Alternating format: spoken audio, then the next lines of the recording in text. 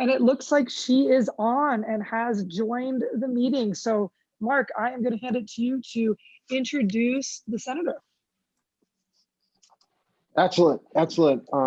So there was a question asked earlier as to whether or not there's any kind of support for these activities, and so this is ultimately where our state government is in play, and our federal government is in play, and it's super awesome to be able to introduce Senator Catherine Cortez Masto. She's been very supportive both here at the state level and at the federal level towards these activities. She has a great interest in what we're doing today as a group. And with that, I introduce Senator Catherine Cortez Masto. Thank you for being here. Marc, thank you. Marc, thank you. And I want to thank you and Christina both for making this conversation possible today. I am delighted to join everyone. Thank you so much for making a difference in preparing all of our communities for longer and more severe wild seasons and what we need to do to address those wildfire seasons. This is something that many of us have been working on now for the last couple of years. I know I have for the last 4 years now. And what we see in our communities really is how do we address these wildfire seasons? How do we make sure that really they're not seasons anymore, they're annual events, and we've got to make sure we're working together as communities to address them. So first of all, thank you for the summit. I just so appreciate all of your efforts. I look forward to a further follow-up discussion from this conversation today and how I can continue to be all of your partners at a federal level here in Washington. You are the experts. I'm your voice, so it is important for us to continue to communicate. And it is so important for Nevada really to get the resources that it needs so we can prepare for these fires, that we can combat them when they occur, and we rebuild afterwards. As many of you know, in 2019, I convened a statewide summit to address wildfires in Nevada and how we could all work together. It included firefighters, ranchers, conservationists, scientists, power companies, representatives of government agencies, and thinking about ways that we needed to coordinate and collaborate on addressing the wildfires that we are seeing. And we also know that working together, we really can make things happen. Residents can increase the defensible space around their homes. They can teach their children about the hazards of lighting fires and learn how to prevent fires while camping and grilling, and by recreating responsibly. These are key, and it's part of an education that we need to make sure we're reaching out to so many of our community members.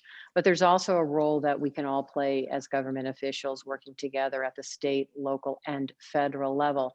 And for me, at the federal level, I've had the opportunity, because I sit as a member of Energy and Natural Resources, to really focus on what we are seeing happening in the West with all of these wildfires and how we address this issue. As you all know, years ago, we had this problem about fire borrowing. Whenever we had wildfire seasons, the federal agencies would literally borrow money out of the existing budgets that we appropriated them, and then we'd have to backfill them. And now we know more and more fires are happening. And so we really had to focus on putting the resources there up front and having a budget that's set aside just for wildfires in the West. I hate to say it, but we do. And so we did. We fixed that. At last session, we passed a bill that fixed that problematic practice of fire borrowing, so that now these land management federal agencies have the money they need when they need it to address wildfires. But there's more that needs to be done. You know, I've been an advocate for our Nevada Air National Guard to get the tools it needs to help combat these fires. Most people in the West, if you know and you work in this space, you know that Nevada National Guard is key with the air resources that they bring to fighting these wildfires.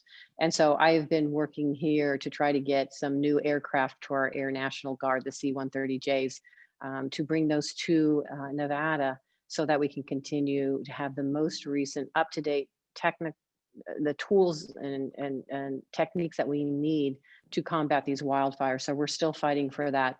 I'm also very proud because of this collaboration, even before I got to the United States Senate, so many of you, including the University of Nevada, Reno, created the Alert Wildfire program, and that has just blossomed. It's gone into other communities. We've seen it around the Lake Tahoe area, but most importantly, we know that it works. And so many of our other community partners in other states are really taking a look at this. And so I'm a big supporter of the Alert Wildfire program. We'll continue to support it at a federal level. And then we have other bills that we are looking at, particularly for tools that are necessary to combat these fires, not just the cameras, but the drones and the availability of drones to help us combat wildfire. So that's some of the legislation that I am working on. And then in general, because we are seeing so much happening right now as we speak, we see what's happening in California, the senators from the Western states, we have all gotten together to sit down to talk about what else needs to be done in the long term to address wildfires that we are seeing. How do we not just have the money to combat it and the resources to put the wildfires out, but how do we address the fuel suppression that needs to occur? How do we then reinvest in reliable, sustainable environment that helps us protect against wildfires? And then, and when there is a wildfire, then how do we come in afterwards? And what type of native seed, what should we be doing to remediate that area to not only get it back to what its native environment really should look like, but how do we also utilize that to prevent future wildfires? It's a conversation we have to have at a federal level with all of our federal partners who are involved, but also our state and local community members as well. And so that is the conversation we're having as senators. I'm very proud that particularly on energy and natural resources, where I sit as a member, we have been engaged in looking at long-term solutions and putting together really ideas about how we either look at legislation or we look at ways to bring resources to our communities, working with our local partners and state partners as well. So with that, I just want to say congratulations on the conversation today.